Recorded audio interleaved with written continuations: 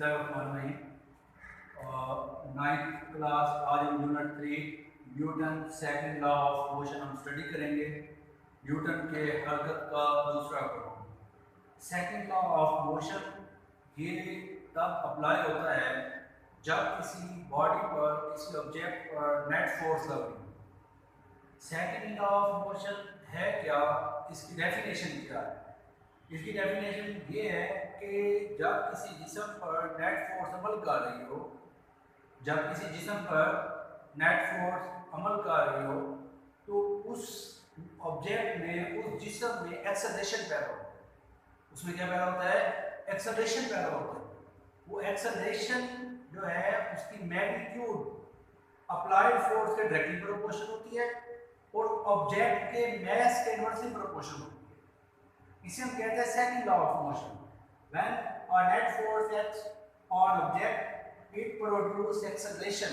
जब किसी जिस्म पे नेट फोर्स लगती है तो वो एक्सेलरेशन पैदा करती है in the direction of force.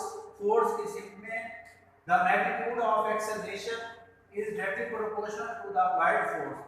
जो मैग्नीट्यूड है एक्सेलरेशन की वो अप्लाइड फोर्स के डायरेक्टली प्रोपोर्शनल है and inversely proportional to the mass of the object. और जिस्म के मास के इनवर्सली प्रोपोर्शनल है। लेट ये ऑब्जेक्ट है, ठीक है, आप ये कोई मास है, आप इस पर फोर्स लगाते हैं, आपने फोर्स लगाई, फोर्स लगाने से इसमें एक्सेलरेशन पैदा हो गया। अब फोर्स की डायरेक्शन इधर है, एक्सेलरेशन की डायरेक्शन इधर ही होगी। फोर्स की डायरेक्शन में एक्सेलरेशन पैदा होगा। ये जो एक्सेलरेशन है इसकी मैग्नीट्यूड अप्लाइड फोर्स के डायरेक्टली प्रोपोर्शनल है और मास के इनवर्सली प्रोपोर्शनल है। हम अगर इसका मैथमेटिकल रिलेशन देखते हैं, मैथमेटिकल रिलेशन क्या है? A is directly proportional to F। यहाँ देखें acceleration is directly proportional to the F। Acceleration जो है अप्लाइड फोर्स के डायरेक्टली प्रोपोर्शनल है। डायरेक्टली प्रोपोर्शनल उर्दू में हम इसको कहते हैं तलासी ब्रास। अब तो डायरेक्टली उर्दू में भी डायरेक्टली लिखते हैं। डायरेक्टली का मतलब ये है कि फोर्स के बढ़ने से एक्सेलरेशन की क्वांटिटी बढ़ेगी। By increasing force, acceleration increases। Force कम लगाने से एक्सेलरेशन भी कम पैदा होगा। ये acceleration is inversely proportional to the mass. ये उर्दू में हम कहते हैं इनवर्सली को तनासब माकूस, मतलब मास के बढ़ने से एक्सेलरेशन कम होगा, उलट होता है एक मास कम होगा तो एक्सेलरेशन उसमें ज्यादा पैदा होगा। अगर हम इन दोनों रिलेशन को इकट्ठा करते हैं, मैथमेटिकल रिलेशन को इकट्ठा करते हैं तो A is directly proportional to F and inversely proportional to M। जो इन दो का मतलब है ये सिंगल हमने लिखा, या F is directly proportional to M में, ये इधर आ गया, ठीक है, ये इधर आ गया, F is directly proportional to M के। अब ये साइन ऑफ प्रोपोर्शनैलिटी को खत्म करके हम लगाते हैं इक्वालिटी। तो हमें लगाना पड़ता है कांस्टेंट ऑफ प्रोपोर्शनैलिटी। तो यहाँ पे जो कांस्टेंट ऑफ प्रोपोर्शनैलिटी है वो यहाँ पे है K is constant of proportionality. K proportionality का कांस्टेंट है। अब हर कांस्टेंट की अपनी वैल्यू होती है, हर कांस्टेंट की अपनी वैल्यू होती है, अपनी कीमत होती है। जहाँ पर K की कीमत 1 है, न्यूटन ने खुद कहा कि K जो है इसकी value since K is equal to 1 therefore F is equal to ma।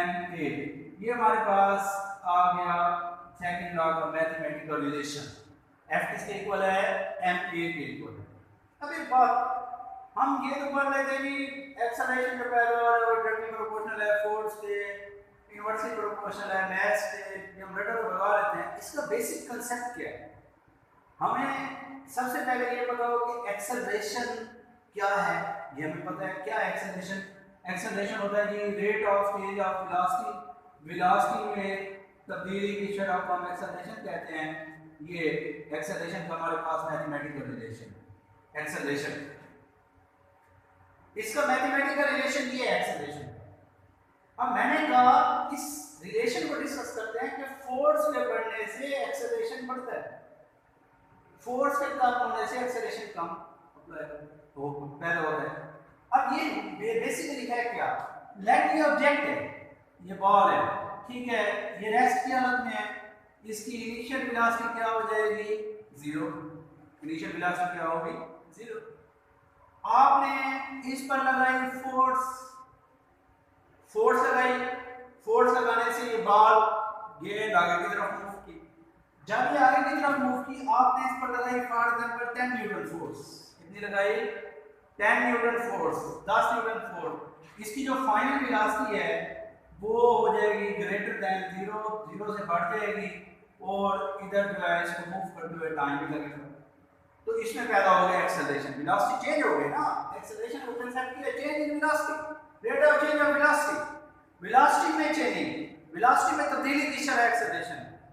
अब यहां पे एक्सेलरेशन पैदा हो गया, वेलोसिटी चेंज हो गई, एक्सेलरेशन पैदा हो गया। अब बात ये है कि फोर्स के बढ़ाने से एक्सेलरेशन कैसे बढ़ता है, फोर्स के कम होने से एक्सेलरेशन कैसे कम होता है।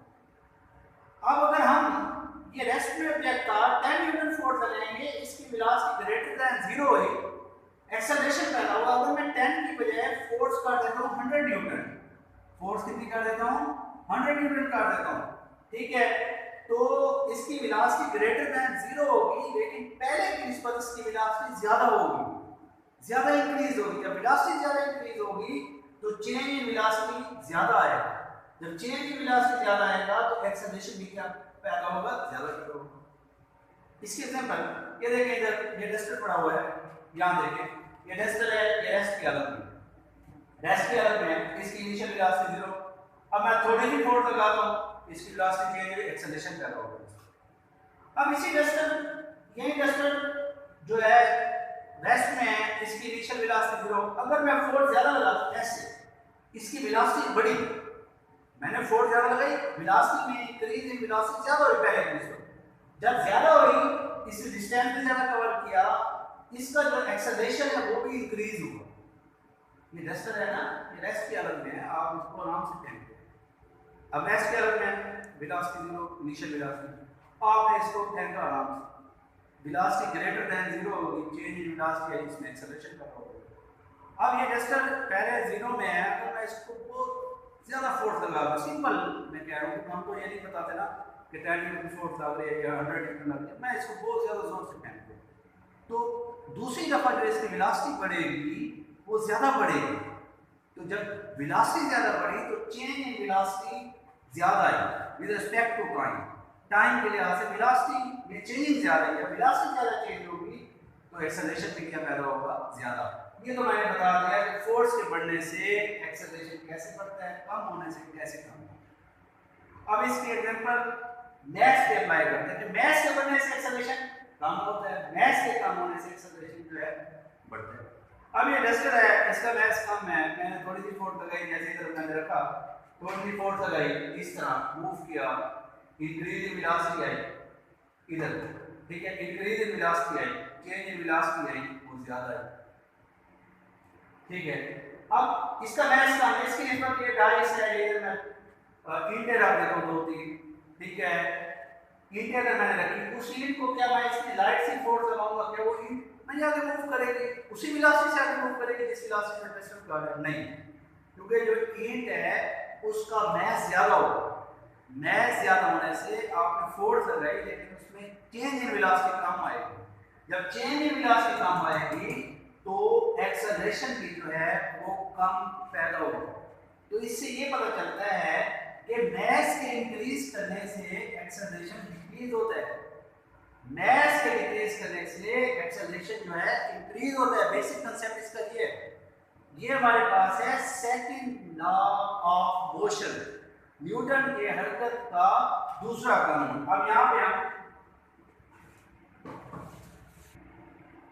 अब इस मैथमेटिकल रिलेशन से F = ma हम फोर्स का ऐसे यूनिट न्यूटन लेते हैं, फोर्स का यूनिट है न्यूटन, न्यूटन की डेफिनेशन करते हैं कि what is Newton. Mathematical relation से आप किसी भी यूनिट की डेफिनेशन कर सकते हैं। यहां से देखिए न्यूटन, ये है मैस का यूनिट क्या है, ये किलोग्राम, एक्सेलरेशन का क्या है मीटर पर सेकंड स्क्वायर।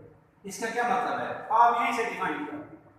एक न्यूटन वो फोर्स है, 1 newton is the force which produce acceleration 1 metre per second square in mass 1 kilogram. एक न्यूटन वो फोर्स है जो 1 किलोग्राम ऑब्जेक्ट में 1 मीटर फी सेकंड का एक्सेलरेशन पैदा करें, उस फोर्स को हम कह देते हैं न्यूटन। इजी है, बच्चों को कहा जाता है ना कि डेफिनेशन आप यूनिट की करें, न्यूटन की करें तो गलत कर जाते हैं। हम कहा जाता है व्हाट इज न्यूटन, वो अजीब सी डेफिनेशन साइंटिस्ट उसमें चले जाते हैं, उसको डिफाइन करने बैठ जाते हैं, उसका इंट्रोडक्शन करने बैठ जाते हैं कि न्यूटन एक साइंसदान था, सेब की तरफ के नीचे बैठा हुआ था, सेब गिरा, वो नहीं।